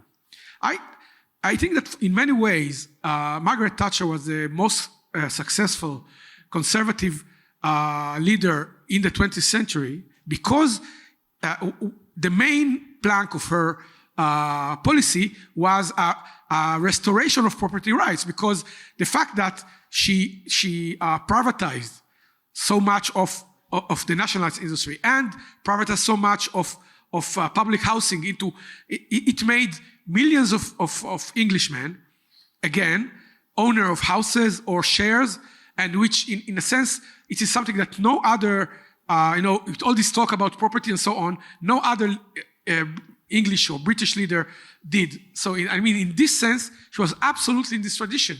She, It was all pissed away. Okay. But this is the seriously important. It was all pissed away. This is the seriously spaffed up the wall, as Boris Johnson says. The council house sale wasn't. Privatisation was overtaken by the spivery of the city. Nobody held those shares, and this is no ordinary people held those shares. And if you actually look, this is exactly what Skelton was talking about when he talked about the need for constructive conservatism. That you had to entrench a notion of more than merely owning your little house. Fundamentally, Thatcher was a weird combination of a radical Manchester school liberal with traces of good small-town English patriotism. But Keith Joseph is a catastrophic. Again, what Thatcher did, Thatcher profoundly attacks institutions, deeply unconservative. So it's a mess. It never is. There's never a serious approach to, again, is it important to encourage property ownership across generations? This issue is particularly after. Remember the 1945 legislation of the Labour Party setting up the full, though it's developing it, the full machinery of inheritance tax is deliberately designed to destroy a class. It's deliberately designed to destroy the aristocracy and to make serious accumulation of property from generation to generation very difficult, which reverses the whole previous tendency of English law, and Conservatives do nothing fundamentally about it at all. I'm going to have to defend my old boss. Yeah. For a start, I think, as you say, the best definition, I think, of Thatcherism, there are two good ones. The first is Nigel Lawson's, who says it's support for the free market, plus nationalism, plus a respect for the institutions and the values of society, spontaneous ones. So that, I think, is a reasonable definition of conservatism, too. Now, of course, Mrs. Thatcher was a practical politician. She was not an ideologue. She basically was someone who had to deal with the problems that history planted on her desk. The first of those was, of course, if you are a believer, as she was, she says this very plainly just before she wins the 1979 election. She says, I cannot stand Britain in decline. I simply can't bear it. She says this to an interviewer, knowing that the voting's more or less taking place so she can let herself rip.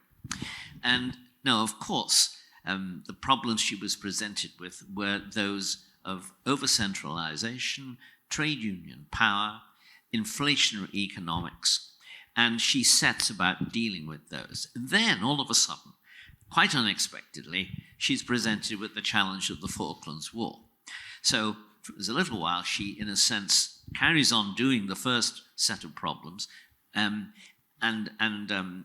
deals also with the war, which, of course, was a remarkable achievement because she maneuvered as much as marched towards victory in the Falklands War. If you look at the sinuous way she deals with her own cabinet, the Foreign Office, the Americans who are basically on side but not entirely.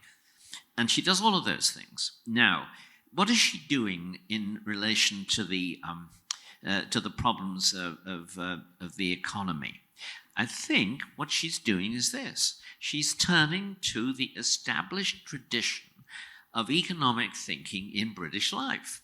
And that is the thinking that emerges from the Anglo-Scottish Enlightenment, Adam Smith.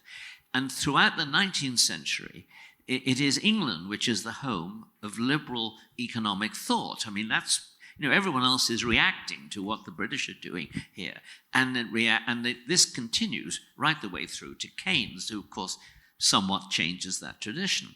So as a practical politician, she turns to the arguments emanating from the principal British tradition in economic thinking in order, it's not the only one, but it is the principal one.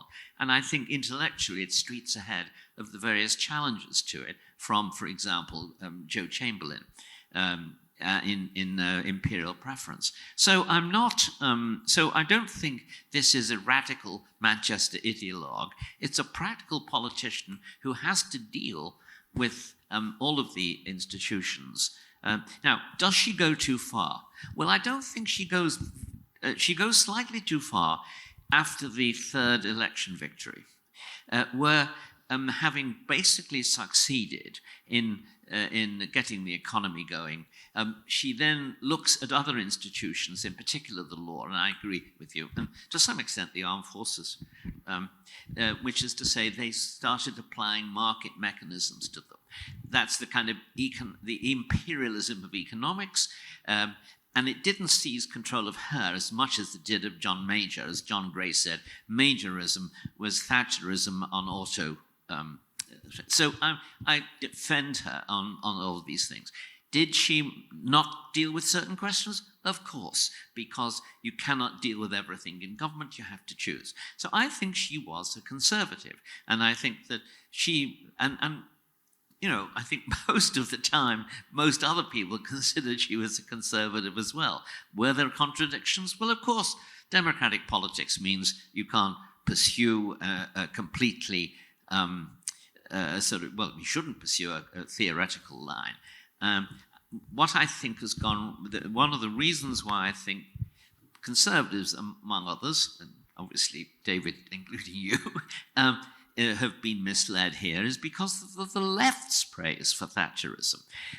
The other second impressive definition was, of course, I think it was Marxism's Today, Andrew Gamble's, in which he described Thatcherism as a free market, strong state. There was something in that at the time, because she wanted to have a state that was smaller but more efficient, but above all, more authoritative.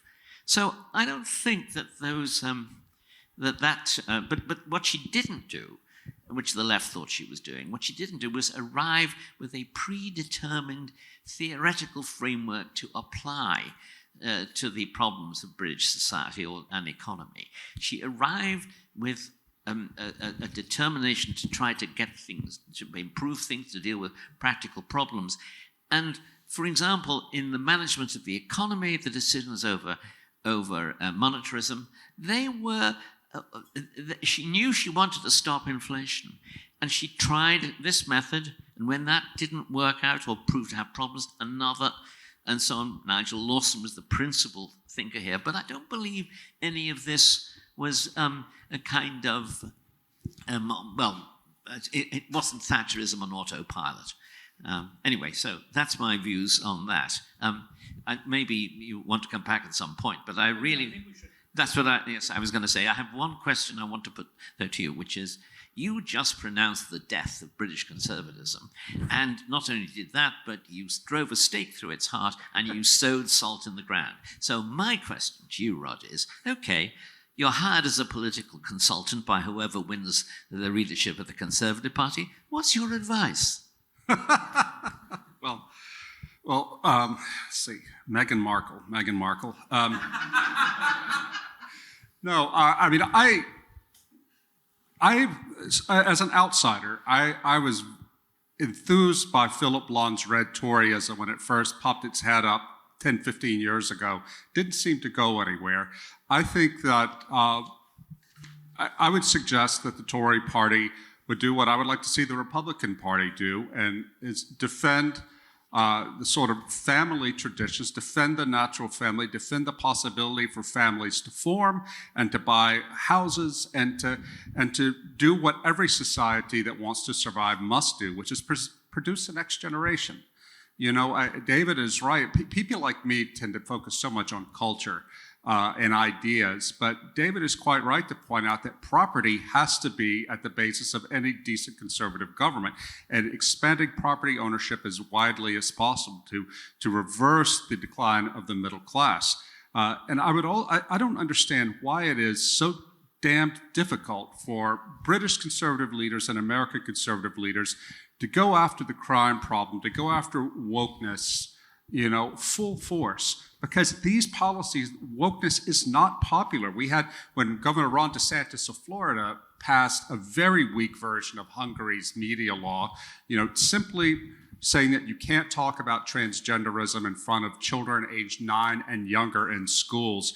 The American media had a collective heart attack, but it turns out that not only was the policy popular in Florida, a poll showed that 53% of Joe Biden voters nationwide favored this. These sort of common sense policies that go strongly against the ideology of wokeness, which has replaced liberalism as the ideology of the ruling class. I think something like that, and not just rhetorically, but come at it really hard and make some of these people hurt, that would be a good start. John, just one sentence, referring to the attitude to property. I wanted to mention that in Israel, there is no inheritance tax at all. That's interesting. Yes. First of all, question here and a question there.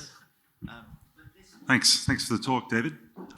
So obviously the title today is British Conservatism Post-Boris, which may be out of date simply because Boris is apparently going to run to be the new leader, which is interesting. But in the context of that, I just wanted to read a very short quote, which is, undoubtedly he had some high political talents. He had a gift for mordant, wounding, and sometimes very funny phrases.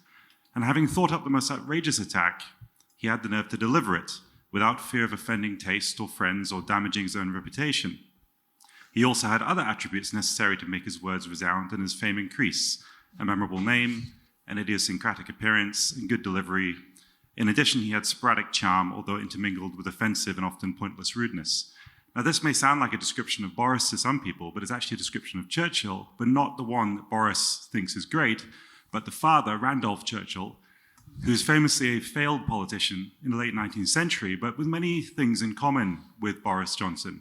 They both championed the idea of the Conservatives taking over more populist policies. Tory democracy was Randolph Churchill's idea.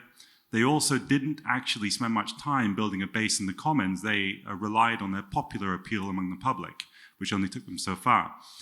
Where I'm going with this is, if Boris comes back, do you think he's a solution to a problem or part of the problem that needs to be solved for the Conservatives? Thank you.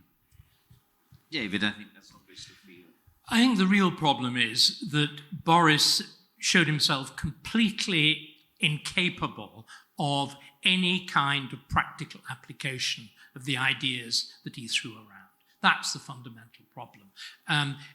There was the nod towards protecting inheritance against effective confiscation to pay for care for Alzheimer's and whatever. But these were mere nods. The notion of levelling up is, again, it's an absurd. The idea that you level up by vast infrastructure investments is preposterous.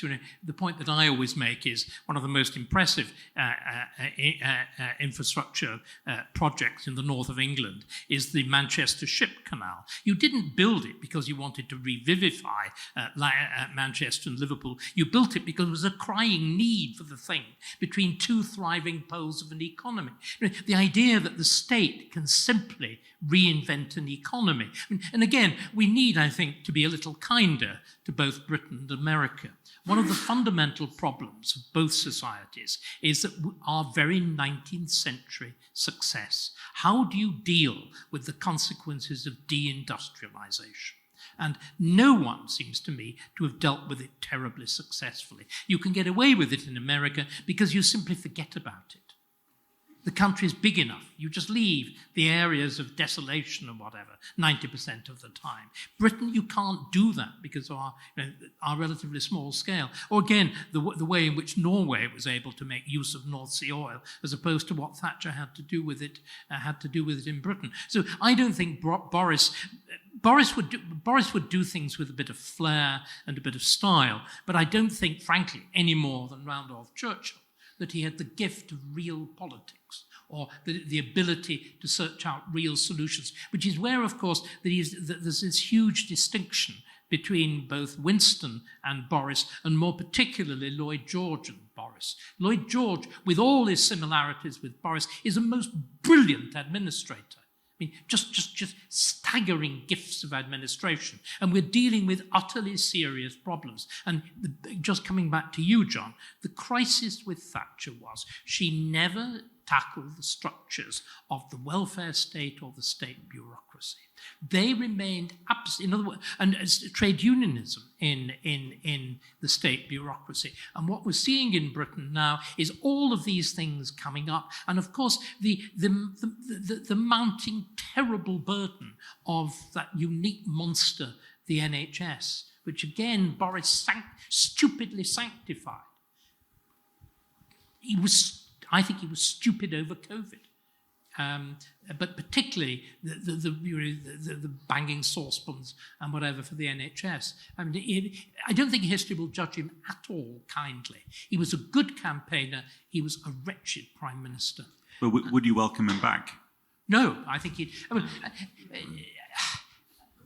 be obviously better than Truss, but again, remember, he has enormous question marks hanging over what happened in Downing Street. The moment that happened, there's with again Chris Bryant, there's the Committee on Parliamentary Privileges, which clearly has gone into a sort of hibernation. He would come back to all of that scandal being revived.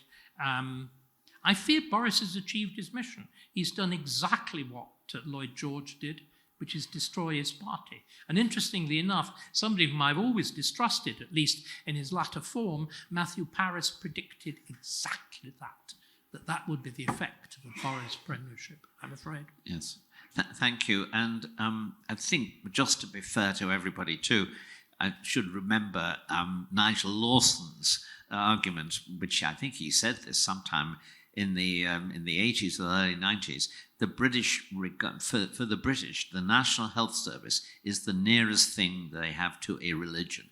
And I think all politicians have, in a sense, been afraid to approach it because it was new. But it's eating the state. It's eating the state. Eating the state. It's reached the point now where you can't avoid dealing with it. Yes, we will. In the same way, so many companies have become tiny companies with huge pension schemes. Yes. We are going to be a state. We're going to be an NHS with a sort of piddling little state attached to it. Gentleman at the back. Hi, thank you. Wael Tajimilla, Danube Institute. Thank you very much, Dr. Starkey, for your talk. You spoke very fondly of property, which is part of this triune God of life, liberty, and property. And I wanted to ask you a bit of a provocative question about liberty instead. Now, the Hungarian historian Molnár Miklós makes an interesting claim about the origins of the Hungarian Revolution of 1848. He says it was a consequence of liberty rather than immiseration. And specifically, his argument is that in the liberty that Hungarians experienced following the expulsion of the Ottomans and the gradual releasing of the chains of Austrian absolutism, people were able to be themselves. They in a sense, had a modicum of, by the people, for the people. But then, of course, the question follows, who are the people? Who are we Hungarians? And that was the sort of origin, the incipient point, in his view, of what would later grow to become the Hungarian Revolution. I think you also see that a little bit in the American Revolution, maybe even in the Arab Spring, where nationalism follows liberty. And I just wonder, if Brexit is all it was, caked up to be, and all that you seem to be maybe thinking it wasn't, then why haven't we seen a real national resurgence of any kind following what was supposed to be the emancipation of Britain from the shackles of European hegemony? Why haven't we seen the natural consequences that happened in Hungary and elsewhere? Is it because we never got any liberty at all from Brexit, perhaps? Thank you. Well, I think that is yours again, David. I think it can be answered fairly easily. Nobody ever tried the task of liberation. I mean, in other words, Boris never confronted the patterns of the civil service or the patterns of the professions or the patterns of industry. The task of liberation was, what you did, you had Brexit, and then you said, well, we've done Brexit. Boris is essentially, right, let's try and summarize this. Boris is essentially a magical politician. politician. He believes if you say something, it happens. There is no notion that you need actually to do something to bring about a policy statement. That is the enormous difference. I mean, if you look again at Churchill in the Second World War, obviously a rhetorician, 10,000 times better than Boris, but he understood the point of application. Thatcher is the same. They're good at both big picture and small picture. Boris was hopeless, and you can see again, Rod, what you were saying, that all sorts of things. If there'd been more courageous political leadership, Brexit was exactly the opportunity. So much of what you're talking about, the elite domination, is tied up with European law. We made no attempt whatever at breaking it. Yes. You could see how easily it could have been presented as the equivalent of, if not an 1848, at least an Ausgleich. And also, of course, if I look at post-Ausgleich Budapest, I'm very struck by the fact it must have been terribly prosperous. That there was clearly an economic boom. Am I right? There must be. I mean, it was rebuilt after. The scale of the building works is staggering. Well, unfortunately, Brexit didn't quite have that effect. Well, it's also fair to say that the energies of people after Brexit referendum were in trying to ensure that it wasn't overturned by strong resistance. So, I mean, that didn't finish until 2020. So, and the elites fought it tooth and nail. Yes, especially right. within the Conservative Party. Yes, and they still are. I think there are three people: the gentleman here, the gentleman over there, and the gentleman here. And we'll take all three. Then I'm going to ask everybody to respond to those three, and any other remarks, and then we finish. I'm afraid. The gentleman there, the gentleman there, and the gentleman here. Well, I'd like to thank the panel for a most illuminating discussion. I guess political movements are honed and tested in response to the circumstances they find themselves having to face. And I'm old enough and ugly enough to remember reading the Conservative Party manifesto in 1979 and reading Boris's manifesto. And I guess in 79 there were, very different problems that, that movement was looking to deal with. The sense that nothing worked in Britain. There was a feeling that there needed to be an economic revival, the degree of union power, and almost a sense of, where are the right parameters between state power and individual liberty, and how much actually could individuals achieve if they were left to their own devices. And I think David made an absolutely brilliant sort of depiction of, the roots of this kind of sense of conservatism as actually being perhaps quite reductivist in its approach, trusting the people to do the right thing and actually allowing them a great deal of power to accumulate property and the rest of it. And where you have to use the state to do things, be careful with that, because things can get very difficult. When I read the manifesto for the last general election we had in the UK, what struck me very much was just how radically different the language was. There was all the stuff about net zero, all the stuff about responding to climate change. The real sense that the individual really didn't have a lot to do with solving the problems of the country, apart from putting the right cross in the box. Leave it to the Conservative big state, and we will make things all right. And that's clearly not tenable. And, the circumstances we now face, a global economic crisis due to a surfeit of inflation, so much money printing, goodness knows, there's a whole list, and I wouldn't dare bore anybody with it. But I was very interested in the discussions around some of the new battlegrounds which are emerging. And I have to say, the one that really terrifies me is the culture, is what is actually going on in our schools and in our institutions. Because if conservatism doesn't have a coherent response to these questions, Crime is going through the roof in America. It's going through the roof in Britain. The sense of what a woman is and what a man is. And who's entitled to teach what to one's children? It strikes me that we, having lost the reputation for economic competence, which for a lot of people, I think historically has been a reason for voting Conservative, what is there left? I mean, they've got to rebuild the trust on that front. But I would be very much interested in the panel, reflecting and maybe another session on this. But, given what has happened, how can, what is the Conservative response to how we, to a certain degree, support and rebuild society? I think that's going to be a very big challenge over the coming years. Thank you. Thank you very much to the panel. I wanted to ask the panel's thoughts about a big problem and a French problem, egalitarianism.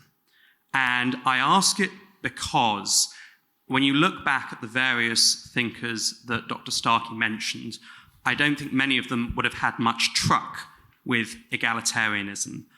But it's a problem that has grown and that I don't think conservatism has had an articulate answer to for a very long time.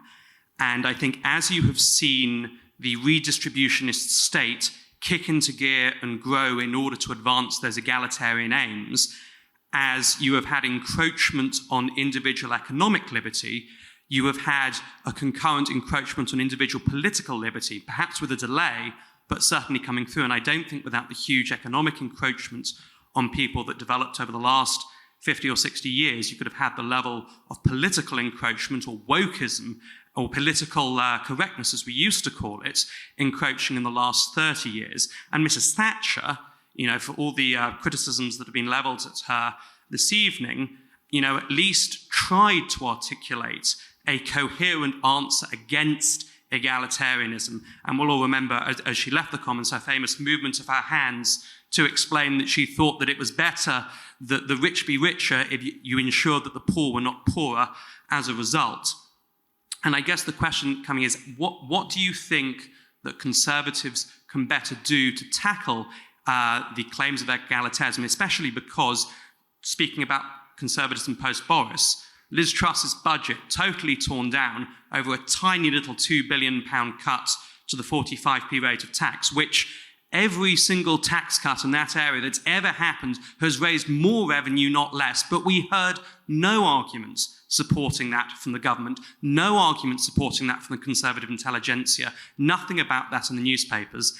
And I wonder what the panel thinks Conservatives can do to better begin to tackle this sort of natural tilt towards, egalitarianism is probably a good thing and we ought to see some advance in it. Last question. David, thank you for a marvellous lecture, and gentlemen, for your responses. You analyse, I think, correctly that one of the bedeviling problems is welfarism. But I don't think the analysis went far enough in being specific about which parts of the United Kingdom this bedevils most.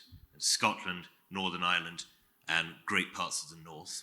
The degree to which this was cynically manufactured and entrenched by Gordon Brown.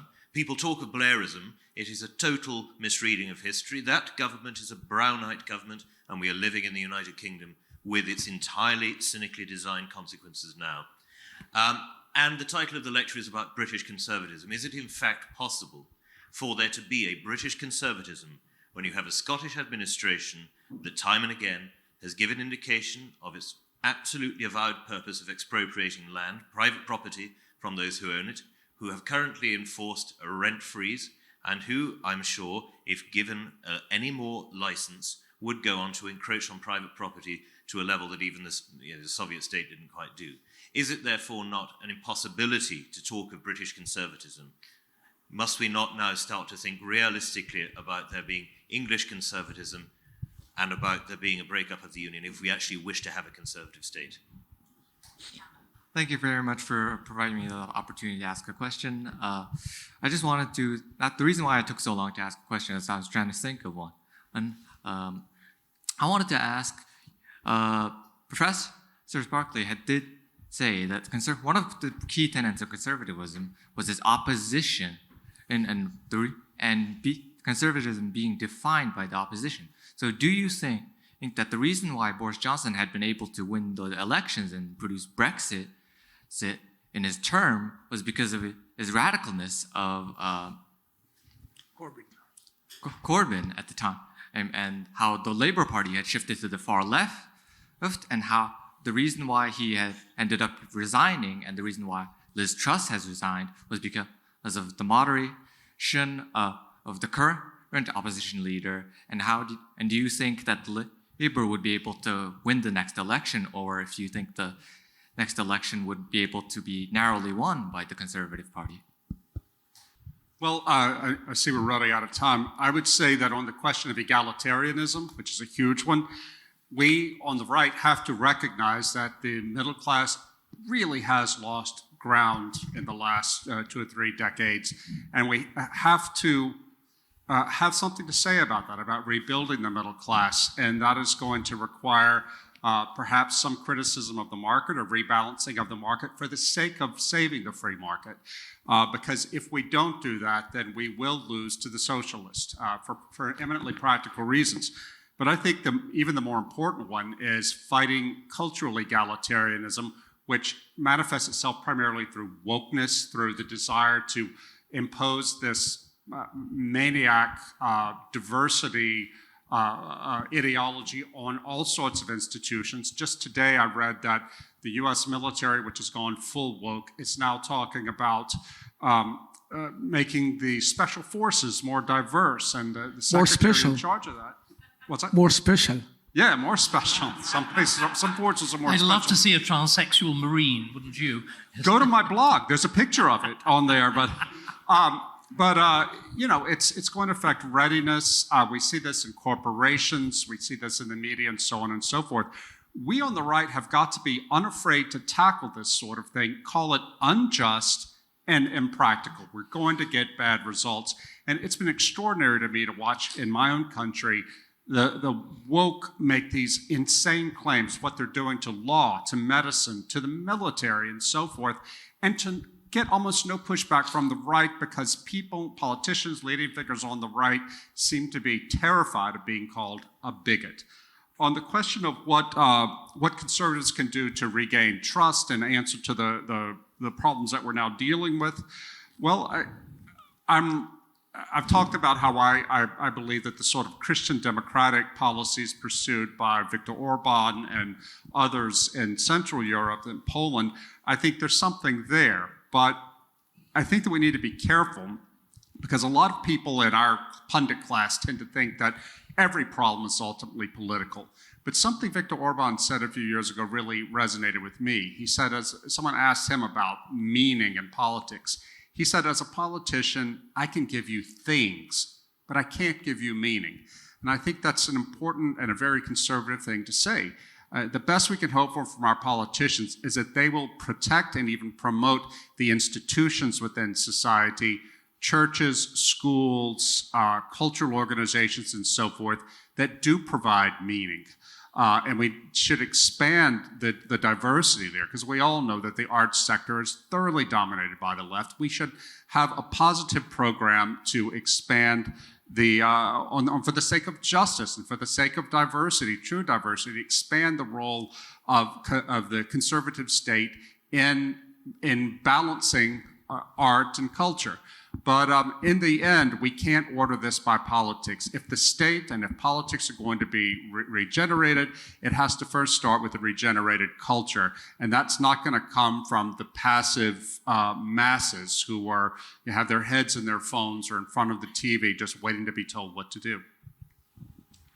Okay, so I wanted to address the question about egalitarianism is quite a large one, but I wanted to note that it's often said that the origin were in France, but Burke actually believed that most of the idea of the French Revolution were a kind of double, I mean, they were exported from England to France and then re-exported and he believes that there were a bunch of Englishmen actually that were at the source of that. So that's another question. But more directly, as to the possibility, I think that many of the questions touched on the possibility of a conservative revival. So I have I don't know, it's not exactly a theory, maybe a hunch or an impression that in general, the conservatives in general and Conservative Party actually try not to address issues or questions, confront them until there's really a terrible crisis.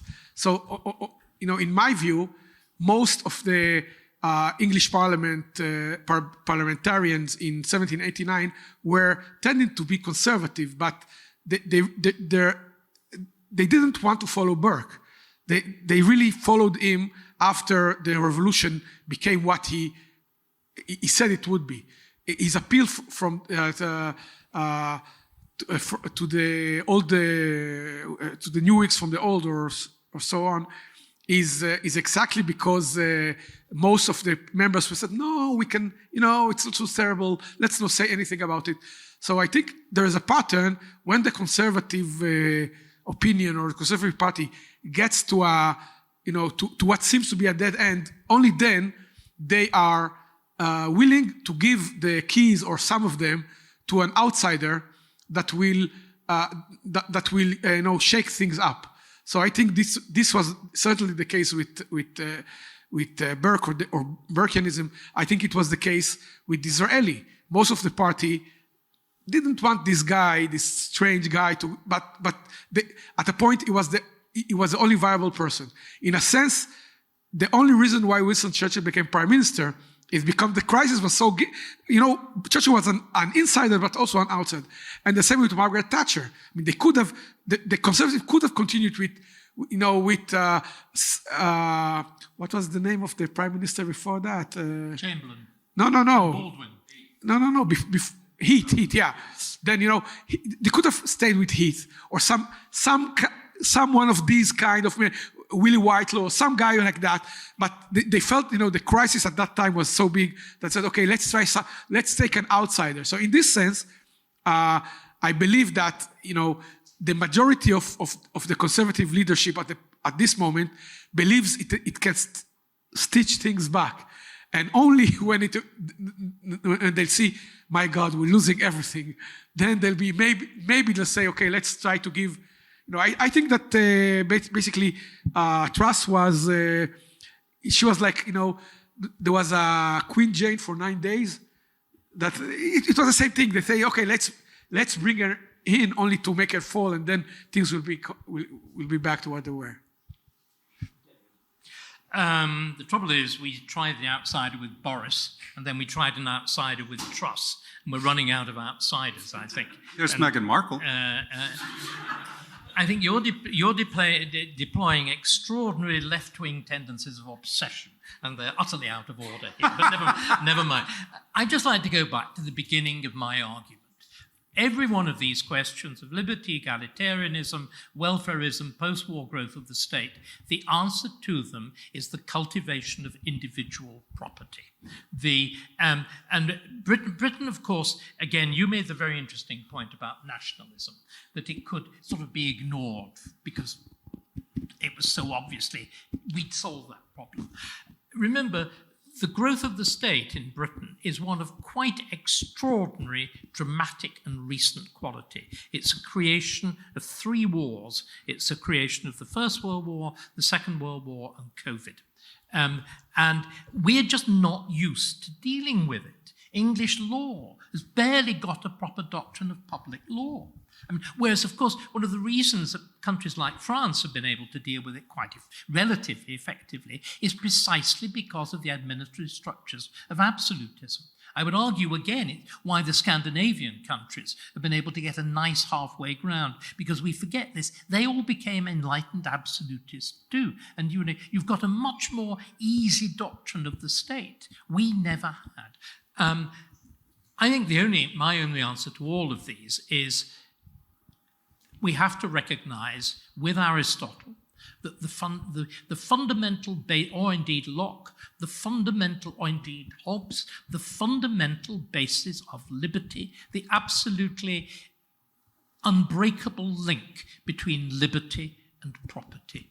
It's one that we have deliberately avoided thinking about. There's no shortcut to culture. You cannot do it.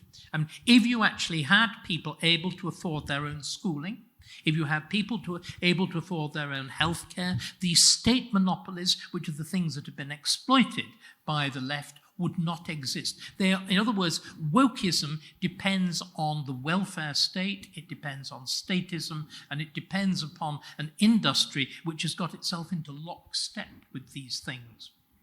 So, I'm sorry, I go back.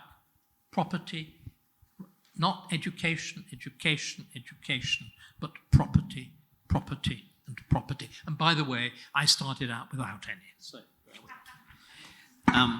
We've had a marvellous discussion here, and unfortunately we haven't been able to answer all of the questions because there were some marvellously good, there were very interesting questions. I'm slightly pessimistic because it's obvious that in dealing with the deep social problems, not of economics, but of wokeness in our societies, we are dealing with countries in which the middle class has become corrupted, the elite has become corrupted. It's a very difficult problem to solve, and I mean, dealing with refuting its egalitarianism is a very big job on its own, but it's only one of 10 other jobs. I sometimes wonder if this pessimistic optimism isn't really the case. It's Herbstein's law: if something can't go on, it won't go on. Manke Olson, about 30 years ago, wrote a book called The Rise and Decline of Nations.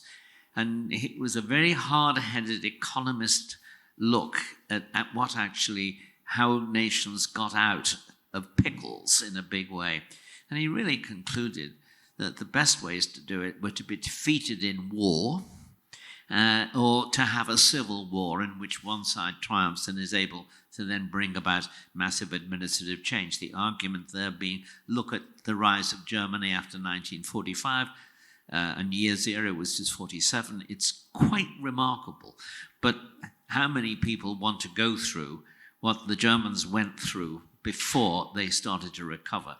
I'm afraid that what we're going to see is, unless we manage to summon up the kind of moral fervor in our own side and actually fight all of these battles and win them, then we're going to have to be the beneficiaries of our societies grinding to a halt one way or another. I'm not very happy about that. But on the other hand, it's up to the people who live in these countries. After all, they are democracies. They do have the power to bring about social change if they will only use it. And all we can do, really, is to present the truth and the solutions and urge them to do the right thing rather than the wrong. Thank you very much indeed. Thank you to everybody on the panel.